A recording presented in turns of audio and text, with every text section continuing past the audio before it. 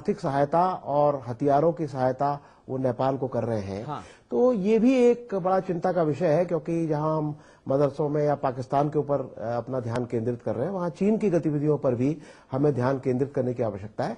लेकिन ये सब चीजें तभी हो सकती है जबकि सरकारी तौर पर जो भी हमारे विभाग हैं, चाहे वो पुलिस विभाग है, चाहे एसएसबी है, चाहे इंटेलिजेंस के महकमे हैं, या हमारा विदेश विभाग है, ये लगातार नेपाल के अपने जो कॉरेस्पॉन्डिंग समकक्ष अधिकारी हैं उनसे बातचीत करके उनको ये बताएं और ये सुनिश्चित करें उनके सहयोग से कि इस प्रकार की गतिविधियों पर नेपाल में अंकुश लग सके। जी अमिताभ अग्निहोत्री जी, संवाद की टिप्पणी बहुत संक्षेप में।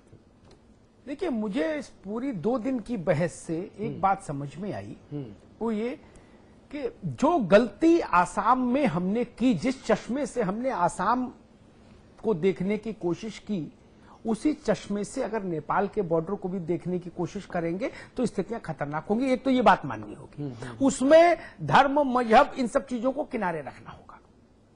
जो चीज जिसकी मंशा ठीक नहीं, उस पर शिकंजा कसा जाना चाहिए।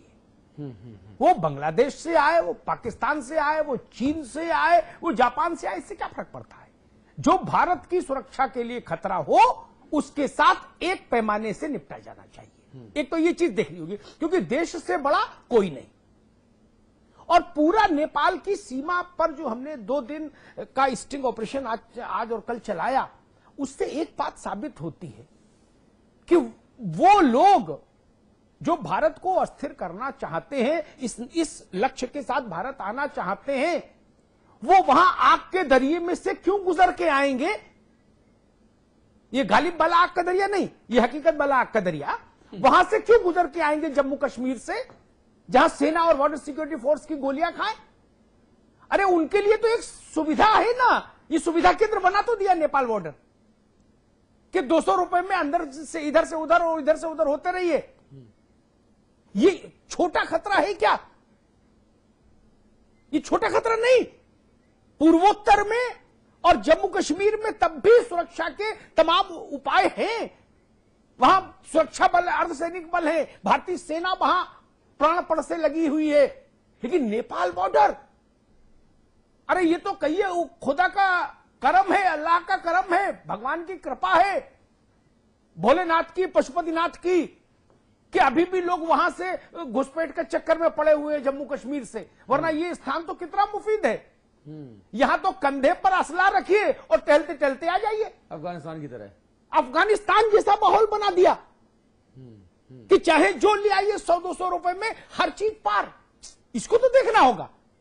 नेपाल में फिर कह रहा हूं, नेपाल के लोगों से कोई शिकायत न थी, न है, न होगी। वो रिश्ता अपनी जगह, लेकिन देश की सुरक्षा अपनी जगह। रिश्ते के नाम पर, रिश्ते के अम्ब्रेले के तहत देश की सुरक्षा से कंप्रोमाइज नहीं होना चाहिए। और ना इस बात को लेके कंप्रोमाइज होना चाहिए कि कहीं लोग हमको सांप्रदायिक ना कहें। ये भी नहीं। सांप्रदायिकता और धर्मनिरपेक्षता देश से नीचे हैं।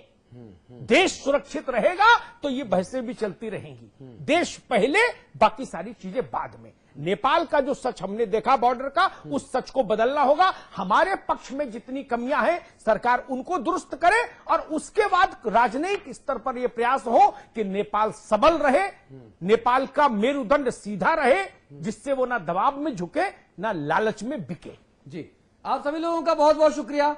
2 दिनों के इस स्ट्रिंग ऑपरेशन को दिखाने के पीछे हमारी मंशा सिर्फ इतनी थी कि हमारी केंद्र सरकार, हमारी राज्य सरकारें सजग हो जाएं, जागृत हो जाएं और हमको मिल बैठकर यह तय करना होगा कि भोले भाले नेपालियों की सरजमी नेपाल का इस्तेमाल हमारे देश हिंदुस्तान के खिलाफ देश विरोधी ताकतें ना करने पावें और हमारे देश में बैठे जो देशद्रोही हैं उनका भी चेहरा हम आपके सामने ला सकें। यह हमारी एक कोशिश, ये आपको तय करना है कि हमारी ये कोशिश कितनी सफल रही। फिलहाल जो खबर का असर हुआ वो ये कि गोंडा में 8 नेपाली आज पकड़े गए जो भारत नेपाल की करेंसी को एक्सचेंज कर रहे थे। दूसरी खबर ये कि जो एसएसबी के डायरेक्टर जनरल हैं वो कल भारत नेपाल सीमा का दौरा करने जा रहे हैं समाचार प्लस की खबर का संज्ञान लेने के बाद, और यह तय किया जाएगा कि जो कमी पेशी हमने दिखाई वो दोबारा से न देखने में आए। अब देखने वाली बात यह है कि आखिरकार जो इंतजाम सरकारों की तरफ से किए जा रहे हैं वो कितने काफी हैं। नमस्कार।